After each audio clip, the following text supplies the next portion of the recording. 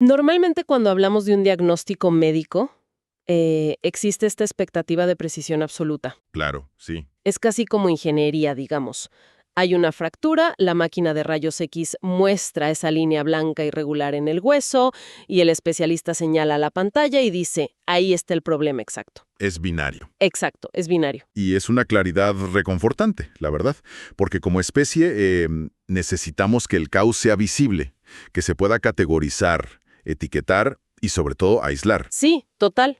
O sea, si el problema está en el brazo, el resto del cuerpo está a salvo. Tal cual. Pero luego damos un paso fuera de esa clínica, observamos el panorama global actual y esa máquina de rayos X parece no servir para nada. Para nada, ¿no? No hay fracturas limpias, sino una especie de inflamación sistémica en todas partes al mismo tiempo.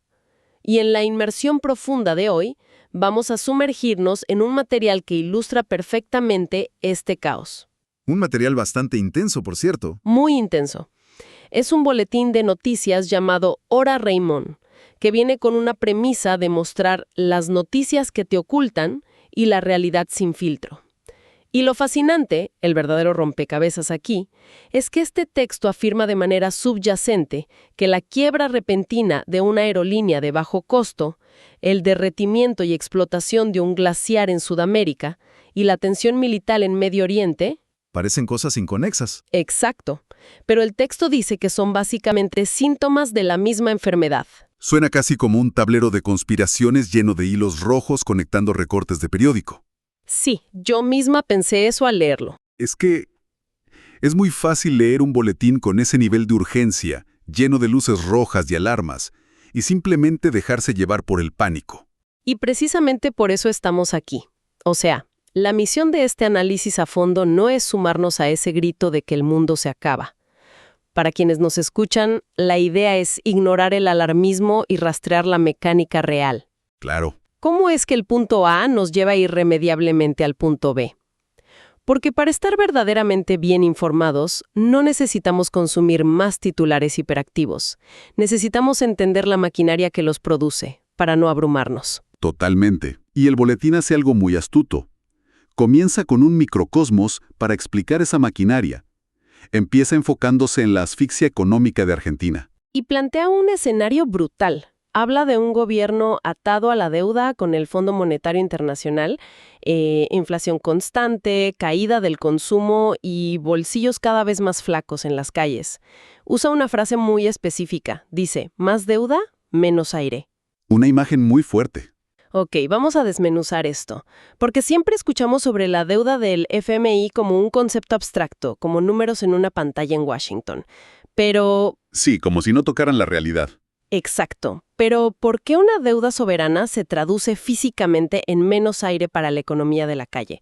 O sea, si lo pensamos, ¿no toman deuda todos los países todo el tiempo para construir carreteras o escuelas? Es una excelente distinción. Tomar deuda para invertir en infraestructura es como pedir un préstamo para comprar un tractor para tu granja. Ajá. El tractor va a generar más ingresos que eventualmente pagarán el préstamo. Pero lo que describe el boletín no es deuda productiva, es deuda de trampa de liquidez. O sea, apagar incendios. Exacto. Cuando un país con alta inflación acude al FMI, generalmente es porque nadie más le presta, y sus reservas de moneda extranjera, de dólares, están en cero. Es como ir al prestamista de última instancia porque las tarjetas de crédito ya te están rebotando. Tal cual. Y el FMI presta esos dólares, pero con condiciones de austeridad. El mecanismo real y físico es que el Banco Central de ese país tiene que usar cada dólar que entra, no para importar insumos médicos o piezas para fábricas, Sino para pagar la deuda. para pagar los intereses de esa misma deuda. Entonces, las fábricas locales no pueden importar materiales, la producción se frena, se pierden empleos. Y el gobierno local, para intentar cubrir ese agujero interno, imprime más moneda local. Lo que devalúa la plata que la gente ya tiene en el bolsillo. Exactamente. Entonces, si volvemos a la analogía del ahogo, depender del FMI en este contexto es como intentar nadar con un chaleco de plomo. Buena imagen. O sea, el esfuerzo es enorme, te agota, pero el nivel del agua, que sería la inflación, sigue subiendo y subiendo. Y esa es la mecánica de la asfixia.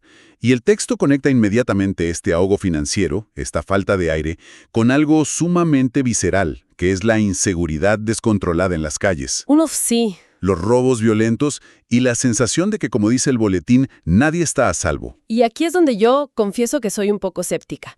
Entiendo la correlación, hay pobreza, hay crimen, pero a veces siento que estos boletines unen la macroeconomía, la deuda internacional, con la violencia callejera de una manera muy simplista. Como si fuera una línea recta. Claro, casi sugiriendo que la inflación directamente empuña el arma. No hay un factor de gestión local, de políticas de seguridad fallidas que van más allá del FMI. Definitivamente hay variables de gestión local, sí, pero la macroeconomía actúa como un acelerante masivo. Cuando la liquidez desaparece a nivel estatal, el Estado pierde su capacidad de financiar lo que podríamos llamar reductores de fricción social. ¿A qué te refieres con reductores de fricción? Bueno, los presupuestos para patrulleros, para capacitación policial, para programas de contención juvenil, incluso algo tan básico como la iluminación de las calles. ¿Todo eso se congela o se lo come la inflación? O sea, el Estado se retira porque no tiene con qué pagar. Exacto. La inflación no empuña el arma, pero desmantela el sistema inmunológico de la sociedad, dejando el camino libre para que la desesperación y la marginalidad se conviertan en tensión y violencia crónica. Y siguiendo con la analogía del negocio ahogado, cuando el banco sigue exigiendo su pago, llega un punto en el que empiezas a vender las mesas de tu local para pagar. Y si vendes las mesas, empiezas a vender las sillas, los hornos y eventualmente empiezas a arrancar los cables de cobre de las paredes para vender el metal. Una liquidación total. Y esto me lleva al siguiente punto del texto, que me pareció un salto temático salvaje al principio, pero que ahora empieza a tener sentido. A ver. De las calles, el boletín pasa a hablar de glaciares en peligro, por un debate judicial sobre una polémica reforma que abre la puerta a intereses mineros. Y casi en el mismo párrafo menciona a la Asociación del Fútbol Argentino, la AFA, manchada por presuntas irregularidades económicas. Parecen temas de universos completamente distintos, ¿no? La ecología y el deporte. Completamente. Yo leí eso y pensé, bueno, el autor simplemente está tirando quejas al azar. Porque ¿son estos casos aislados o son un síntoma de un sistema desesperado por generar liquidez? O sea, no importa si lo que comprometes es el agua del futuro o el deporte más popular. Lo fascinante de esto es cómo, en tiempos de crisis extrema, ninguna estructura queda exenta de escrutinio o de presiones comerciales. Tienen todo que ver si observamos el mecanismo subyacente. Que sería vender los cables de cobre de la pared. Exactamente. Es la liquidación de recursos a largo plazo frente a la necesidad de dinero rápido.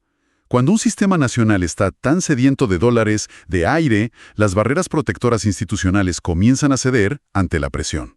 Entonces, el glaciar ya no se evalúa como una reserva hídrica clave para las próximas generaciones. Para nada. Se evalúa en una hoja de cálculo como un obstáculo para la extracción de minerales que pueden exportarse mañana mismo. Por plata en efectivo. Por moneda dura, sí. Las organizaciones ambientales denuncian esto porque ven que las regulaciones, en tiempos de asfixia, dejan de verse como leyes fundamentales y pasan a verse como lujos que el país ya no se puede permitir. La necesidad de dinero funciona como un ácido que rompe esos candados de protección a largo plazo. Entiendo perfectamente la parte del glaciar, porque ahí hay minerales, es minería, es una exportación directa. Pero sigo un poco atascada con lo del fútbol. ¿Por qué la crisis corroe a una institución deportiva? El fútbol genera su propia plata, no exportan litio.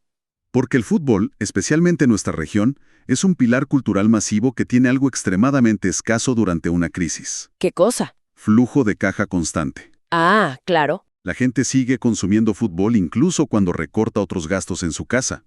Entonces, cuando el crédito tradicional se seca, el capital busca refugio en cualquier entidad que garantice movimiento de dinero. En esa desesperación por mantener la maquinaria funcionando, la pelota se mancha otra vez, como dice el texto. Se relajan las reglas. Sí, las instituciones deportivas a menudo relajan sus estándares, aceptan acuerdos opacos, fondos de inversión dudosos, modelos de negocio que comprometen el deporte.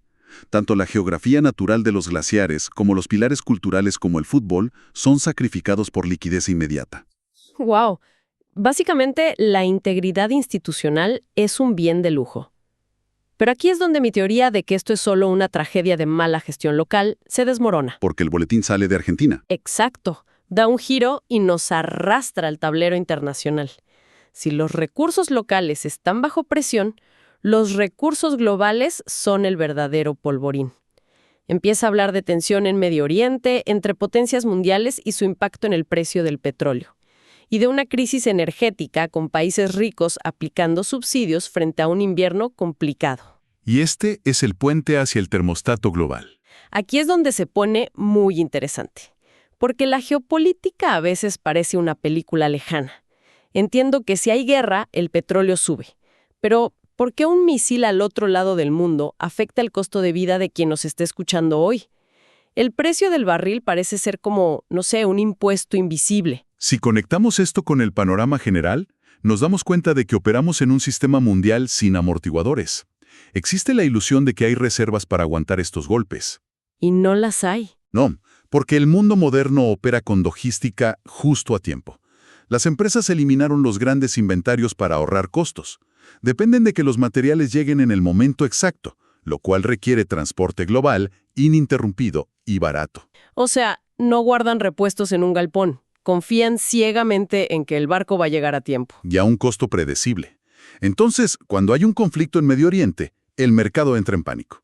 Un aumento en el petróleo encarece el costo de mover absolutamente cualquier producto físico en el planeta. Desde la comida hasta la medicina. Todo. Se crea un ciclo inflacionario global.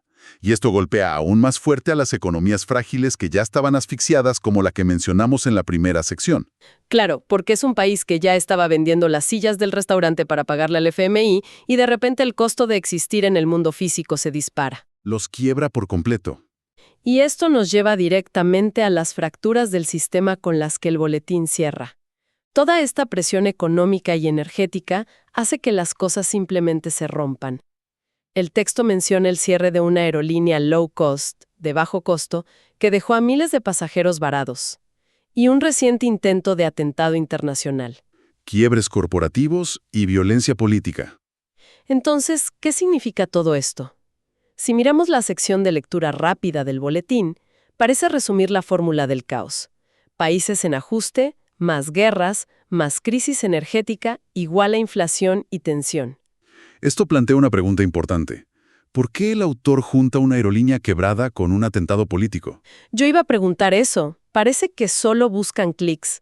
O sea, ¿qué tiene que ver un avión con alguien disparando un arma por ideología? Parecen temas inconexos, pero en el texto se presentan como síntomas de la misma enfermedad. Hablan de un mundo operando al límite de su capacidad y tolerancia. Empecemos con la aerolínea low cost. Esta empresa es la manifestación más pura de ese modelo económico sin margen de error. Uno pensaría que quiebran por mala administración. Pero no es así. Su modelo requiere condiciones macroeconómicas perfectas. Venden pasajes muy baratos hoy para volar en 6 meses. Dependen de que el combustible siga barato y el crédito siga siendo accesible. Entonces, cuando la tensión en Medio Oriente dispara el petróleo y la inflación global hace que los bancos suban las tasas de interés, Su modelo matemático se desintegra en días. dejan a miles varados no por error humano, sino porque la ecuación ya no da. Es la fragilidad económica global expuesta. Y el sistema simplemente se apaga. Lo cual nos lleva a la violencia política. Pasamos de pasajeros varados a un atentado. Entiendo que las estructuras comerciales se rompan por el costo de la energía, pero ¿no es peligroso reducir la violencia humana a una fórmula económica? Nadie niega el componente ideológico. Claro, la polarización en redes, los extremismos. Totalmente. La ideología es la chispa, pero el agotamiento sistémico es el combustible.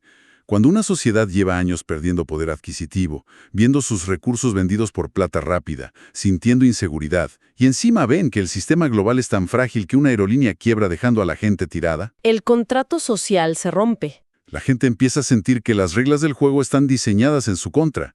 La tolerancia al desacuerdo político se evapora cuando la supervivencia básica está amenazada. O sea, cuando la billetera y la mente están agotadas, las soluciones radicales dejan de verse locas y se vuelven probables. Es un quiebre de la tolerancia. Lo que nos lleva a la gran conclusión, la premisa final y más contundente de la fuente.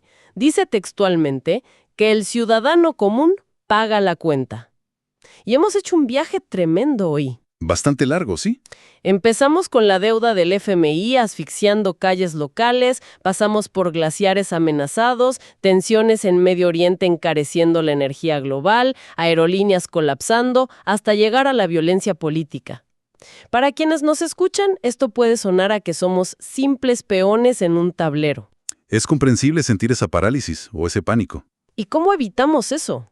Bueno, creo que desmenuzar estas noticias alarmantes sirve exactamente para no ser víctimas de ese pánico. Entender que hay una mecánica global de causa y efecto. O sea, las guerras encarecen el petróleo, que encarece la vida y reduce el consumo. Exacto. Entender esa cadena te devuelve un poco de control intelectual sobre la situación. Ya no son eventos aleatorios o maldad pura. Es un sistema tensionado. Permite anticiparse, tomar decisiones y no dejarse llevar por el miedo. Le quita el misterio a la crisis. Pero para cerrar, quiero dejar una última idea para que la audiencia la reflexione por su cuenta. El texto fuente asegura que el ciudadano común siempre paga la cuenta. Así ha sido históricamente. Históricamente, sí. Las empresas suben precios y la gente absorbe el golpe. Pero si esta fragilidad global sigue derribando opciones accesibles como las aerolíneas low cost y encareciendo lo más básico como la energía y el agua, La presión sigue aumentando. y los bolsillos están cada vez más flacos, llegará al punto en el que ese ciudadano común simplemente ya no tenga con qué pagar esa cuenta. Es una gran pregunta. Porque si el ciudadano, que es el consumidor final, se queda en cero, no hay quien sostenga la economía. ¿No obligaría eso al sistema entero a reiniciarse a la fuerza? Es el límite matemático del modelo actual. Quizá esa es la noticia que de verdad nos ocultan. Gracias por acompañarnos en este análisis a fondo. Nos escuchamos en la próxima inmersión. Yeah, Raymond, ¿estamos ready? En el torrente digital, soy el faro en la tempestad. Con la estética retrofuturista traigo la cruda verdad. Es hora, Raymond, la noticia al instante.